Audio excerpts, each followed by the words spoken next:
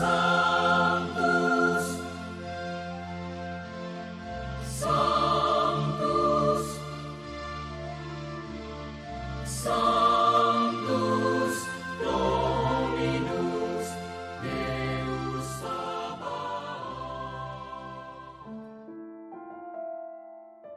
Salam jumpa kembali saudara-saudariku yang terkasih dalam Tuhan kita Yesus Kristus. Salam sejahtera untuk kita semua. Berkat Allah yang Maha Kuasa senantiasa menyertai kita. Hari Sabtu tanggal 17 Januari tahun 2026 adalah peringatan wajib Santo Antonius Abbas. Antonius lahir tahun 250. Ia berasal dari keluarga yang kaya raya. Antonius terinspirasi pada kutipan teks Injil, "Jika engkau ingin menjadi sempurna, pergilah, jualah segala milikmu, dan berikanlah itu kepada orang-orang miskin, maka engkau akan beroleh harta di surga. Kemudian datanglah kemari dan ikutlah aku." Hidup tapa mengantar Antonius kepada suatu tingkatan hidup rohani tinggi dan membuat ia menjadi seorang pendoa yang ulung. Banyak orang yang datang dan meminta bimbingan kepada Antonius dari berbagai macam masalah duniawi. Orang-orang inilah yang mendapat peneguhan iman yang mendalam, kemudian hari menjadi bibit awal pertapaan yang dirintisnya. Sebagai seorang rahib, Antonius tidak saja memusatkan perhatiannya ke kontemplasi dan meditasi, tetapi juga kepada pembelaan iman terhadap kaum Arian. Antonius meninggal dengan damai tahun 356.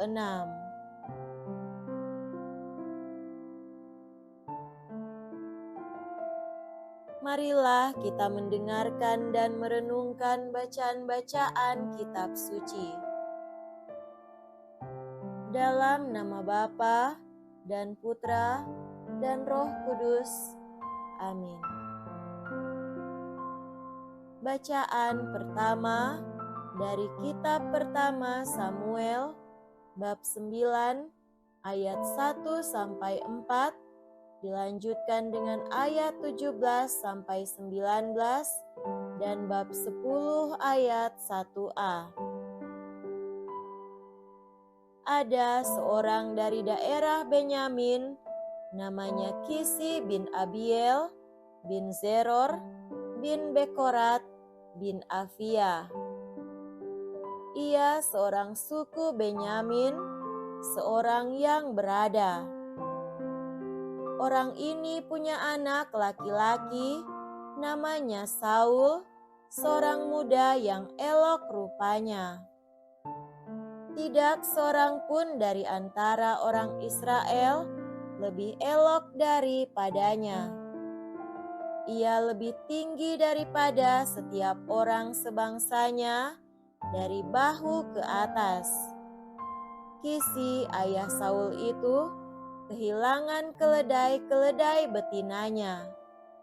Sebab itu berkatalah Kisi kepada Saul anaknya, "Ambillah salah seorang bujang, bersiaplah dan pergilah mencari keledai-keledai itu." Lalu mereka menjelajah pegunungan Efraim. Juga mereka menjelajah tanah Sahalim, tetapi keledai-keledai itu tidak ada.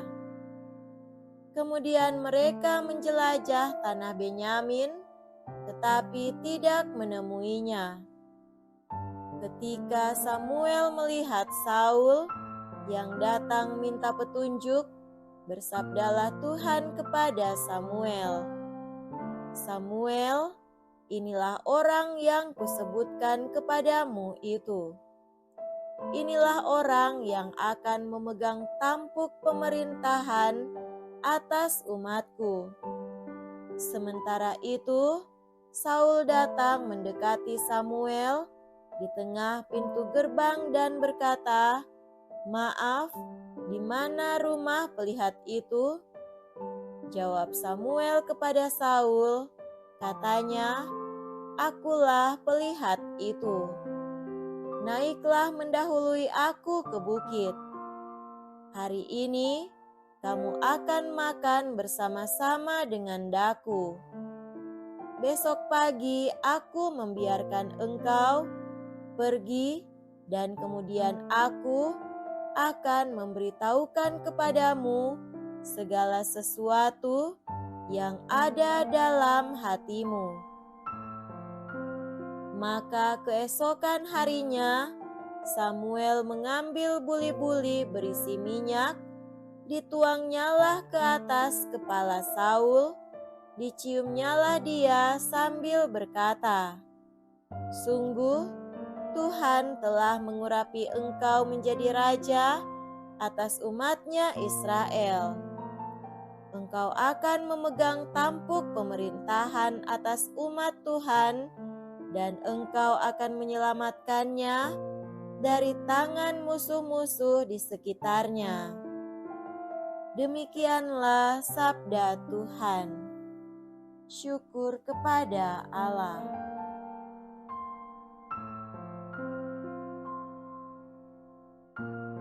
Semoga Tuhan beserta kita sekarang dan selama-lamanya.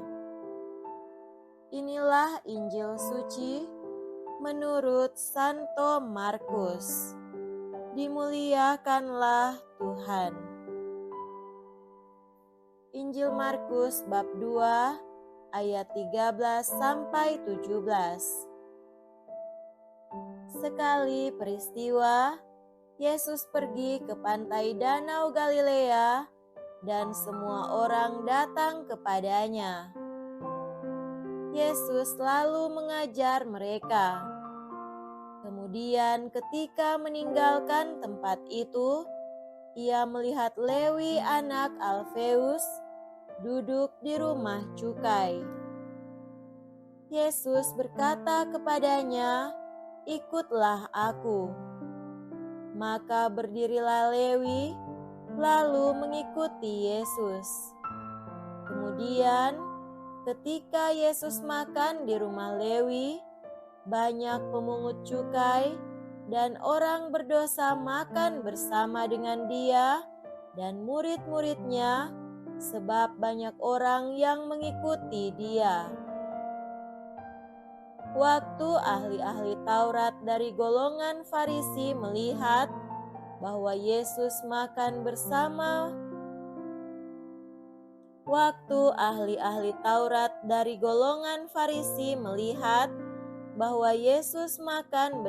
dengan pemungut cukai dan orang berdosa, berkatalah mereka kepada murid-muridnya, "Mengapa gurumu makan bersama dengan pemungut cukai dan orang berdosa?" Yesus mendengar pertanyaan itu dan berkata kepada mereka, "Bukan orang sehat yang memerlukan tabib, tetapi orang sakit. Aku datang bukan untuk memanggil orang benar, melainkan orang berdosa." Demikianlah sabda Tuhan. Terpujilah Kristus.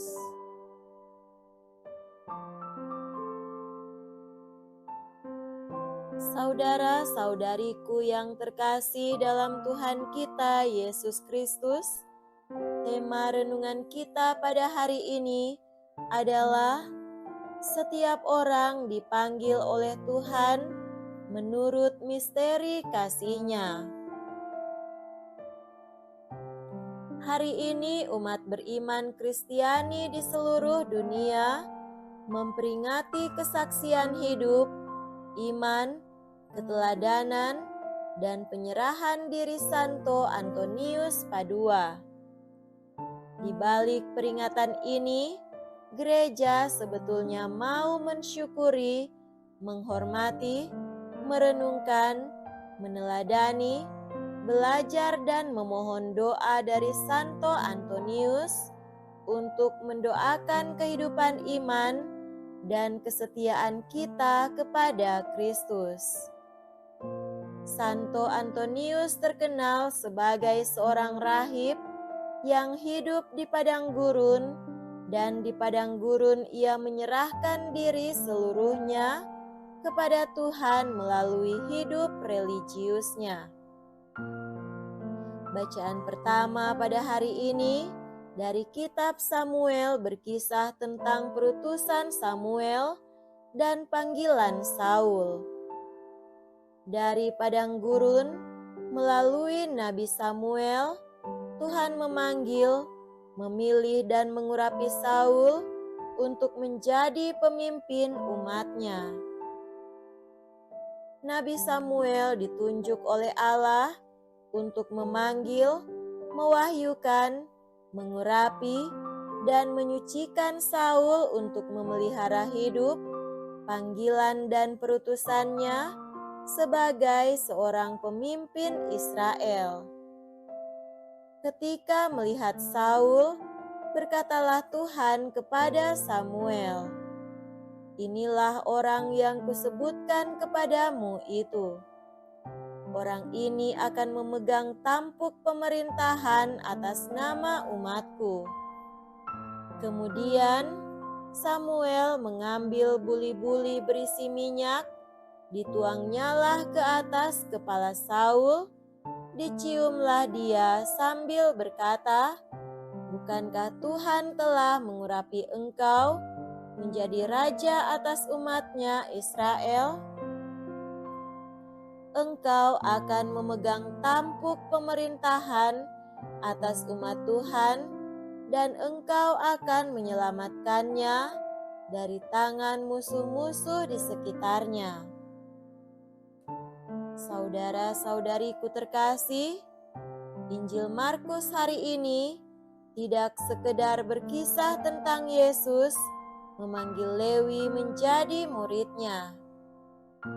Yesus juga hendak menunjukkan bahwa Ia memanggil orang yang ditolak oleh masyarakat menjadi murid yang diandalkannya. Ketika Yesus kembali mengajar di tepi danau, Dia melihat Lewi, anak Alfeus, duduk di rumah cukai. Ia memanggilnya, katanya, "Ikutilah aku." Maka berdirilah Lewi, lalu mengikuti dia. Dikatakan bahwa kemudian Yesus makan di rumah orang itu. Banyak pemungut cukai dan orang berdosa makan bersama-sama dengan dia dan murid-muridnya. Peristiwa ini menimbulkan pertanyaan orang Farisi dan ahli-ahli Taurat, mengapa ia dan para muridnya makan dengan orang-orang berdosa. Bagi Yesus, banyak orang sakit yang mencari tabib, bukan orang sehat. Panggilan untuk menjadi murid-Nya berada di luar kriteria manusia. Panggilan Tuhan semata-mata lahir dari keunikan, otonomi, dan kedalaman misteri cinta kasih-Nya. Kedua bacaan hari ini mengingatkan kita bahwa setiap orang beriman Kristiani dipanggil menjadi murid-Nya. Kita dipanggil tidak berdasarkan kriteria manusiawi, tetapi dari keunikan dan kedalaman kasih Tuhan.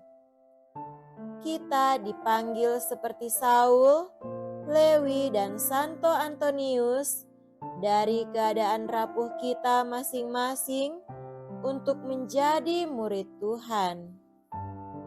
Semoga demikian. Amin. Dalam nama Bapa dan Putra dan Roh Kudus. Amin.